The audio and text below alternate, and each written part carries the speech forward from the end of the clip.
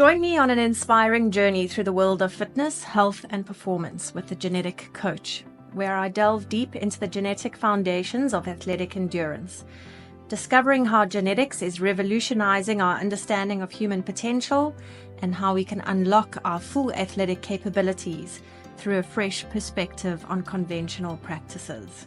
Hello again, and thanks for joining us on the Genetic Coach. I'm excited to have not just one, but two expert guests with me today, including a world champion ultimate Frisbee athlete. So firstly, a big welcome to Dr. Harris Masket. Thank you so much. It's nice to be here. So Dr. Masket is a double board certified physician in internal medicine and integrative medicine. He's a board certified internal medicine physician and has specialized training in sports medicine. And his passion is in helping individuals, from not only athletes, but everyday achievers, optimize performance, recover faster, and feel their best for longer. And with a focus on personalized care rooted in physiology, genetics, and individual goals, Dr. Harris blends cutting-edge science with real-world experience, currently working out of a practice called JYZEN. He has served as chief urgent care physician and team doctor at UC Berkeley, led the performance lab at Blue Wave Medicine, and currently advises USA Ultimate and serves as team physician for the Oakland Spiders. So thanks very much for joining us, Harris, and we definitely need to grill you on your status as world champion.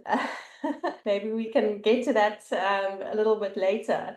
Thanks for joining us. And then we have Annelie Smith, who is our Head of Health Impact and Integration at 3x4 Genetics. We have had Annelie on the show before, and I'm sure many of you know her. Annelie is a certified functionally trained clinician with more than 25 years in clinical practice and the wellness industry. So thanks, Annelie, for joining us too. Thank you. So in today's episode, we're diving into a topic that's central to both health and performance, and that is glucose regulation and the dynamics of insulin, and looking at how genetics can help us decode certain underlying predispositions. And we're going to be looking at a very specific case study today that Dr. Harris has brought to our attention, and we're just going to run through exactly what he's found with this particular case, how he has treated this individual, and what outcomes he has experienced.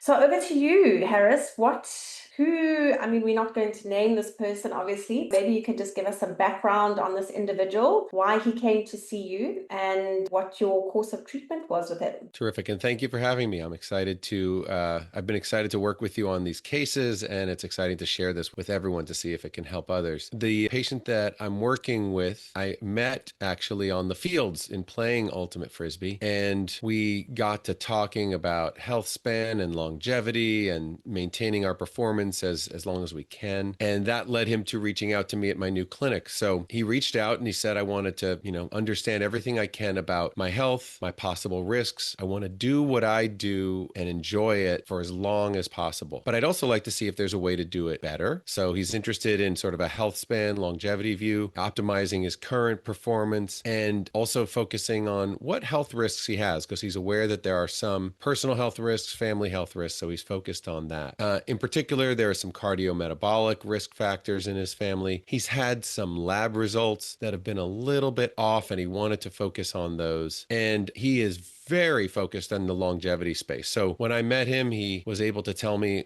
sort of a list of doing everything right. He works out regularly 6 days a week or 7. He pushes himself very hard in terms of his workouts. He tries to recover with sauna and with cold exposure. He tries to eat really well by using a time-restricted eating pattern, focusing on really healthy fats. He tries to optimize his protein. He tries to take good supplements that can help with longevity. He was interested in particular in understanding, why does he have autoimmune disease? What is his VO2 max? Why is his sleep always disordered? And what risk does he have of having some of the family history problems? So when I met him on the field, he was a terrific athlete. I was really impressed at his fitness, really impressed at not only his endurance, but also his ability to sprint and recover. He jumps really well, terrific athlete. And so he came into our lab. We did a whole range of tests, including including VO2 max, resting metabolic rate, EKG. We did a whole host of labs. I evaluated his movement, his gait, and then we met again to go over all of the data. And one of the things that was most on his mind, and I think this is an important part of the discussion, was that his A1C, his hemoglobin A1C, which is supposed to be a measure of glucose level in your blood, was borderline high. It was 5.5 when he came to meet me, and when I drew it as 5.8, and that's in the range what's called pre-diabetes. And he had seen this before, and he had been told that he has pre-diabetes, and he wanted to know what that meant. I drew a test called fructosamine, which was elevated at 260, and that's, I think, a better test. We can talk about the hemoglobin A1C, which is not my favorite test, but the fructosamine was elevated, so that's another indication that maybe his glucose is a little bit high. Interestingly, his insulin levels were not that high. In classic insulin resistance and people who get worried about type 2 diabetes or pre-diabetes, you think of that picture being somebody with a high insulin level, either fasting or an insulin level that's high in response to eating. And his were low across the board. His other measures of insulin resistance, like the HOMA-IR or triglycerides or visceral adiposity, were all terrific. His triglycerides fasting, 94. His visceral adiposity on the in-body test was 41, which is low. So I put a CGM on him, a continuous glucose monitor, to see what's going on during the day, during the night, at rest, after working out, during workouts. And what it showed was that it was erratic. His numbers, which we can interpret together, but his numbers on his CGM, his glucose monitor, showed them to be erratic. They would bounce up and down, and that gives you this standard deviation or this variability that was quite variable. Percentage of time, and I'll go through those numbers, the percentage of time he spent in sort of the ideal range was 77%, which is not ideal. The raw number for average glucose on a CGM isn't always the most accurate test, because sometimes you'll wear a CGM that's 10 points or 20 points higher or lower than you think. It's a guide, but maybe not as rigorous a guide. But he did have spikes, and you could see those by interpreting it. So all of that together tells me this is somebody with, just from what I noticed, glucose variability, makes me think about stress hormones, sleep difficulty, makes me think about his ability to recover. He's got some elevations in glucose, but it's not a classic insulin resistant type pattern. And he also has a low ferritin, which I didn't go over with you, but when iron is low, that can also make your hemoglobin A1C abnormal. Some runners get this thing called heel strike hemolysis, where that makes your A1C off even more. So there's a lot of competing factors. And, I get a lot of athletes who come with one number, the hemoglobin A1C, and their standard medical practice just tells them, okay, you have prediabetes, and they just leave them at the door with that. And I really felt like this was a case we needed to dive in a lot further. And that's when I actually reached out to you folks to talk about this case and see what we might learn. Yeah. Okay. So I think you painted a very complex picture there, and that's exactly it. I think that's where the genetics comes into play, is often where we're sitting with a scenario that we're a little bit confused about. And that's, like you say as well, going to doctors who sort of give you this results and say, well, there's the result. I don't know what you're going to do with it, but there you go, and the patient is even more so in the dark. But Annelie, let's go to the genetics now and see what potentially, what would you look at in the genetics to kind of give you an idea of what type of predispositions this individual is sitting with and what may be contributing to his medical picture? Thanks, Di. So when we had a look at the report, and I know we discussed a little bit, Aris, when you first looked at the report to see what we are looking at. And like I said, that is really important, because what we often say is when we see the blood results and the symptoms, we know what it is, but we don't always know why. So the genes will often give us an idea of why it's happening and if there is a genetic predisposition. So if we focus a little bit on just the glucose insulin genes, for instance, so the way the test works is that we don't just look at one or two genes, we look at how genes influence each other. And when we think about the glucose insulin pathway, there are quite a few things that we think about in terms of glucose insulin regulation. For instance, we will always think about how the pancreas secretes insulin. So there would be genes that influence the production of incretin, for instance, which is very in the news these days with the LP1 and all those agonists, which is another story. And we also look at just how melatonin, for instance, melatonin receptors are produced. So interesting, melatonin has to be switched off before insulin is switched on. So that's one of the genes we often look at to see what's happening in melatonin. So that gives us an idea of how the body is just regulating insulin itself. Then we want to look at how prone the body is to insulin resistance. So again, that can be genetic. We see it in families. And so, for instance, we want to see how the insulin receptors are functioning, and also even things like thyroid, how thyroid hormones influence it. So for this person, when we had a look at the genes, there were a few things. There wasn't a lot going on, but there was something going on. It wasn't nothing. So from what I've seen is, for instance, production of incretin was impacted. So that means I always think about the messenger. So the messenger that you eat food or you have glucose needs to be regulated, and the incretin gets produced in the gut. So it's the messenger sends it to the pancreas, say you need to be producing insulin. So when you have this gene, what it does is it is taking too long to get the message to the pancreas. The pancreas, it takes a bit long to then start increasing insulin production. And in the meantime, the sugar is going up a bit, so you get those spikes. And then by the time the insulin starts being produced, maybe you get a bit of an insulin spike. So it's just a dysregulation, and that is genetic. So when we know that, it often just helps to see why you get those spikes, but you can also manipulate it by changing some of the dietary things, for instance, not having a lot of glucose at once, for instance, because it's going to make it worse, or a lot of food that's going to turn into sugar. So that's just one of the things. And then we also looked at one of the things that we also saw with him. He did have a gene that impacts the receptor itself a little bit. So that would also mean there could be a slight bit of insulin resistance, but by itself it's not going to cause insulin resistance. But there could also just be like a key that doesn't fit properly. It's a little bit of a perfect storm where there's obviously all these other things that you looked at, and then looking at the genes, and that gives us insights into where are the areas that we want to focus on a little bit with treatment. So for instance, if we look at fat metabolism, how easy it is for somebody to use fat as energy, and he just happened to be one of those people who can oxidize fat quite easily for energy. So that could also mean theoretically that he doesn't need as much glucose all the time for his endurance exercise and the type of things he does. And so that will also often, it's really just you building this puzzle and you're trying to see how the pieces fit together. Okay, that makes sense, Annelie. Now, just my brain automatically goes to start thinking about carbohydrates ingestion as an athlete, because, you know, that's a primary fuel source when you're exercising or competing at a high intensity. And Harris, it sounds like this individual was also training at quite a high intensity. If he's pushing himself hard regularly, you know, throughout his 6 or 7 sessions that he's doing per week. So how does the ingestion of a greater amount of carbohydrate to fuel that exercise impact this picture that we're now looking at? And that's a question for both of you. I don't know who's going to answer. Okay, great. Yeah.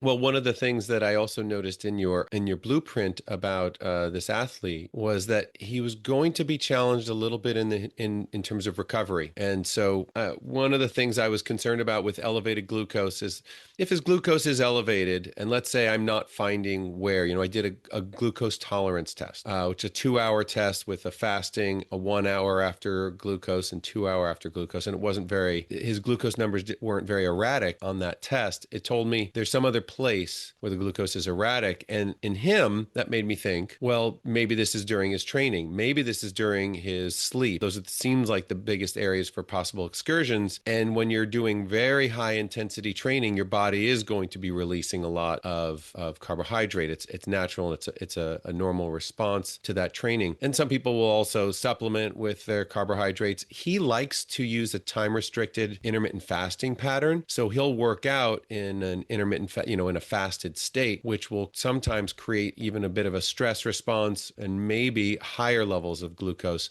circulating in his bloodstream during those workouts. So that to me was a concern. If he's going to have, let's say, 6 or 7 high intensity training sessions, what is his glucose during those training sessions? What's the glucose afterwards? How is that impacting his recovery? And how is that impacting his sleep as well? Okay, so you're saying that perhaps this imbalance in values that you were seeing was a function of him actually exercising in a way that wasn't correct for his genetics as well, in terms of what his body responded well to and what his body was not so good at doing. And you are indicating that obviously his recovery was a big area of concern. And I often find with these athletes who are high performing that they often have, an A-type personality where they're just wanting to push harder and harder and harder because of how it makes them feel. But that often doesn't play very well into the longevity optics of it all. So, Annelie, maybe you can just talk us around the genetics of recovery and just how that sort of plays into the picture. Exactly. So we know that some people recover quickly and others take longer. And so when we think of recovery, we're thinking about what happens in terms of how your body responds in terms of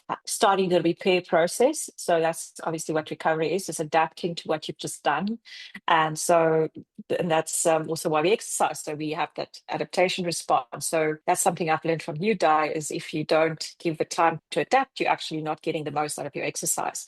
So if we say genetically somebody has poor recovery or just take longer to adapt, it's just to know that we can also look at the genes and say that perhaps that person becomes inflamed for longer. So you have to do things to help to reduce that inflammation. That's just a genetic thing. And like you say, pushing it harder does not help you to get the most out of your training. So for this person, we did see that there was a little bit more inflammation going on. And then the other thing that you probably will talk about more is depending on how you respond to your training, certain types of training, depending on the energy systems you're using, you might even need more recovery time. So for instance, for him, depending on how he responds to the endurance or the strength-like training, if he does the one that's a bit harder for his body systems, he would need more recovery. Mm-hmm. Okay, so Harris, what type of conversation did you have with him about changing what he was currently doing? I mean, was he open to making changes on the nutrition side and the training side, or was it just the nutrition side that he was looking for changes? How open was he to all of this? Well, I'll say that this athlete is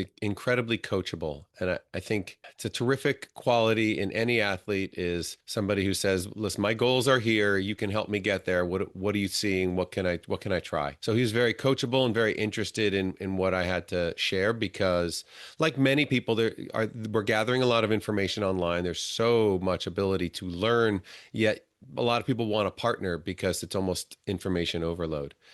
And what we started with was, which I start with a lot of athletes, because this situation where athletes have an elevated hemoglobin A1C is actually quite common. And I think taking a step back, it's important to say, well, what is it that we're concerned about? We're concerned that your glucose might be high. Well, what are we concerned about there? That you might develop type 2 diabetes. You might get some cardiovascular dysfunction due to elevated glucose. You might be at risk of atherosclerosis, stroke, heart attack, high blood pressure. You might be concerned about weight gain down the road. So the long-term issues that come with elevated glucose. But it also might be the case for some of our athletes that they just have a slightly elevated glucose level by comparison, and they don't have the risk of those things. So I think it's important that these athletes work with somebody who can follow along here and see, what risks do we have to be looking for? Because it's quite common for athletes to avoid type 2 diabetes, and athletes tend to not get type 2 diabetes at the same rate that the general population who doesn't do as much exercise. So it's important to understand what we're actually concerned about. And with this athlete, what I wanted to point out was a few different things. We've got to build a base of training that works for his body, not just his performance goals for the short term, but also his performance long term. We've got to build a recovery plan that involves sleep and recovery from a hard workout and enough time during the week and during the day to recover from these. And we've got to build a nutrition plan that supports each of those and also supports his recovery. And he said, great, I'm all in. So in terms of training, I suggested that except when he's about to have a big event, and he's had events throughout the year that we have to really ramp up the high intensity, the interval training, the sprinting and things like that. But except during those periods of time before an event, we were adding more of the threshold training or zone 2 training because that tends to be better for mitochondrial function. That tends to be better for glucose management, easier on the joints, easier for recovery. So we added some of that. I suggested that he do more workouts in the non-fasted state because that tends to be easier on the training and easier on the recovery. And I think because, I see a lot of athletes using time-restricted eating or intermittent fasting, and I find that the two hardest things about that are protein intake and calorie intake. And so looking at his nutritional pattern, I thought that he probably was pushing it in terms of not getting enough calories and not getting enough protein. So basically we added more protein, more calories, and we're not afraid to add food prior to a workout in the morning. those things seem to work. And then I added some supplements that are good for inflammation, good for recovery, and good to support glucose management. Fish oils, I tend to like in a lot of patients. Fiber, I tend to find very helpful for glucose management. Alpha lipoic acid for insulin resistance and glucose management. Supplementing with protein powder and creatine and coenzyme Q10. The whole host of things he readily tried on, and then we kept evaluating, and we had an evaluation at 6 months and again at 12 months. Okay, so just in terms of the before and after, in terms of the supplements, was he not supplementing with anything really before seeing you, or were there supplements that he was taking that you had to kind of throw out and say, no, rather take these, or let's modify it? Because we often find that these athletes are taking a whole host of supplements that often are not benefiting them in any way. And I think, also again, the genetics help us identify which supplements are really going to have the biggest impact. Good point. He was taking a list of supplements, and I being in the practice I'm in, I get patients who take anywhere from 0 or 1 or 2 to up to 100 supplements. And, not everyone can take that many. Some people say I'll take 5, maybe 10. He was really regularly taking about 25 supplements. And I didn't find that really any of them were on the list of things I thought would support his glucose management or support insulin resistance, if there was any, support insulin production, or support recovery in the way I was hoping. So I helped him winnow his list down, which he was grateful for, because like many folks, we read about things, we see something online and we grab it, and then we wonder if we should keep taking it. He was wondering if he should be really taking all 25. So we were able to get the list down significantly. I added a few, and we still keep pairing things off here and there. And so that was really helpful, I think. Okay. And Annelie, anything that you want to add there in terms of what you've seen in the genetics and, really supporting nutritionally? I mean, we always say at 3x4, we always very pro nutrition first and not going directly to the supplements. So is there anything there that you're seeing that you can shed some light on? I think that what Harris was saying is something we see quite often, that especially if you need better recovery, that athletes are often underfueled.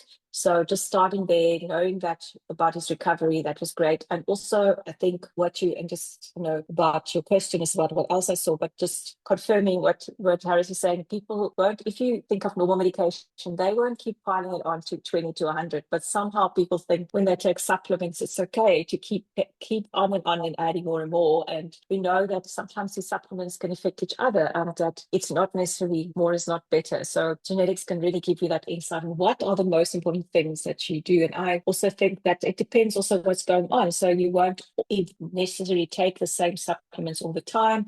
So if you're training harder, you might need more. For instance, with this person, he had really more need for reducing his inflammation and supporting maybe his focus and attention. But that might be something that changes when he's not so busy or his holiday, that he doesn't have to feel like he has to always be taking it. So that's also something where you can modulate and just also teach him to also focus on food.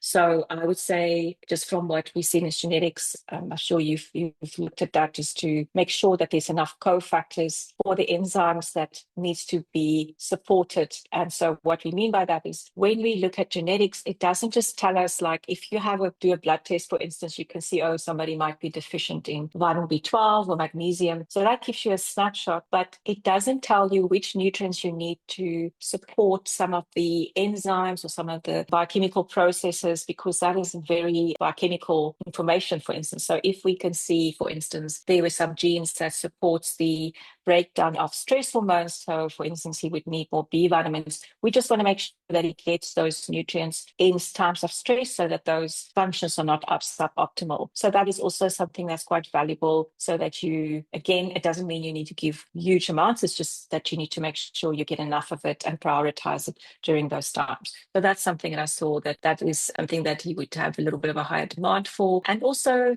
just looking at his demand for things like vitamin C. So we also saw he had a little bit of extra demand. Again, it doesn't mean he has to take lots of vitamin C, but you can also see that when he chooses his fruit and vegetables, that those are the high vitamin C sources. And then the other thing that was interesting, Iris, was that he also is prone to histamine overload. And we know that when somebody is exposed to extreme conditions, maybe even just a lot of exercise, or it might be even some exposure from a virus or something, that they produce a lot of histamine, which will then drive inflammation. So that's also quite valuable to know. And again, what we do there is we give the nutrients that helps to degrade histamine. And those are also some of your B vitamins, things like quercetin, which you get from things like apples and onions. So, and also being quite mindful about eating foods that's high in histamine naturally, and even thinking about probiotics. Sometimes people add that to the regime, having some probiotics because they might have heard somewhere that that's something they need to take, and that can sometimes make it worse, and then they don't realize that that is causing that problem.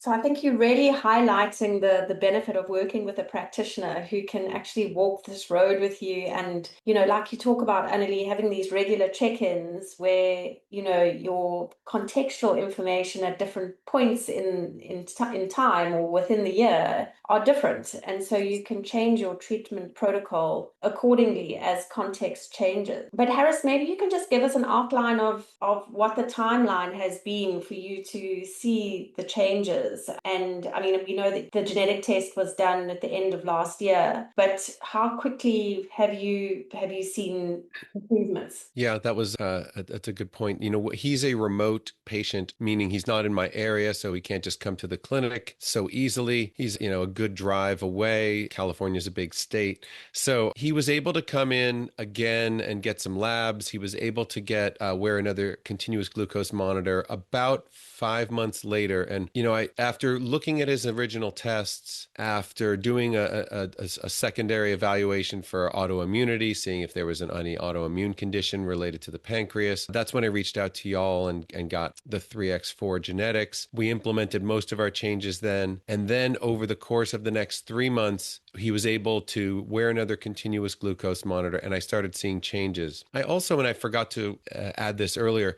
that because his sleep was something and recovery was something that I really wanted to monitor, I had him wear a ring to monitor HRV during the day and night, his heart rate at rest, his sleep metrics. And so we could follow those over time, because I find that those tend to change slowly and you really need patterns over time. So after about 3 months, I noticed 3 months with the changes to the nutrition and exercise we've talked about, he started having improvements. His continuous glucose monitor was better. Like I said, the average glucose isn't always as easy to interpret apples to apples, but the number of spikes was smaller. The percentage of his time in range was higher. And then also his fasting triglycerides were lower, which can be another measure of his glucose and his glucose metabolism. His fructosamine was actually about the same at the 3-month mark, but his sleep metrics were also improving at that point. So recovery metrics like his HRV, his sleep quality, the sleep score that this ring gives him, which is a combining of a lot of different metrics. So those were improving. And then we just continued to work on those, and we reassessed things at another 3 months. And then finally, again, at 12 months, where continual improvement again happened with a lower fructosamine, a lower triglycerides, and his recovery metrics keep improving even to the last evaluation. And what was his performance like on the competing and training, and any improvements there that were noticeable? Well, I had to compete against him again, and that was difficult. So we made a lot of jokes on the field that I was not enjoying the how much our training was working.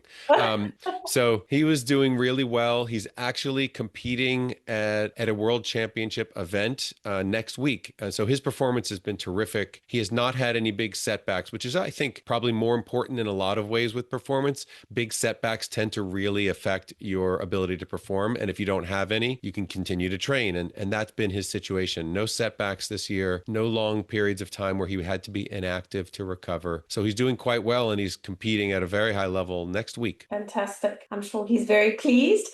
But I think this whole case kind of just highlights how, often athletes who are quite serious about the sport that they're taking part in and train regularly and train hard. And if you were to look at them, you would think, wow, what a fit, lean, healthy person. But quite often we find that if we delve a little bit deeper into these individuals, we can find idiosyncrasies in these levels, insulin, glucose, cholesterol, other metabolic markers. So what is your message to athletes out there? And it may not be super high performing athletes, but anyone who is serious about health, longevity, wellness. What is your message or take home message for them today? I treat everyone like they're an athlete. And I know that there's athletes and there's athletes. There's also professional athletes and Olympic athletes, amateur athletes. But I try to treat every patient like they're an athlete because I think we're all using the same metabolic systems. We're all using the same training programs. We're just adapting it to whatever their situation is. So if your focus is really performance and longevity, you need a comprehensive plan. And that plan needs to start with a base. And that base needs to be, how are you recovering? Not just from the workouts you're doing and the stress you're putting on your body, but how are you recovering from the daily insults, the things you don't know are happening with your metabolism, with your genetics. You need a nutritional plan, which is a big part of our recovery and how we're building. You need to understand your hidden risks, and it really helps to dive deeper, whether it's genetic testing, labs, and other ways. And that recovery plan needs to involve, how am I going to sleep? How am I going to work out in a way that doesn't create new injuries? How am I going to allow for time in between these things so that I'm not just hitting the same system over and over and not actually improving? And you need to have a way to measure these things. You need to have a way to measure what your performance is like, not just how you feel about it, but are there objective measurements? And then there's a big emotional piece. You've got to understand, if you're going to see yourself as an athlete, see these steps as moving in the right direction, building that sort of resilience to be excited about every step you're taking because it's moving you towards your goals. And it's really challenging to do that. Some athletes obviously are quite good at it. They naturally tend this way, but I think all of us, even the folks who don't call themselves athletes, really could use some help in this direction. That's what I try to do. Amazing. Annelie, any final thoughts from your side? I agree. I think that if you want to, and if you think about everybody as athletes, I quite like that. I think there should be a rule to not treat your opponents, Harris, but otherwise treat everybody as athletes.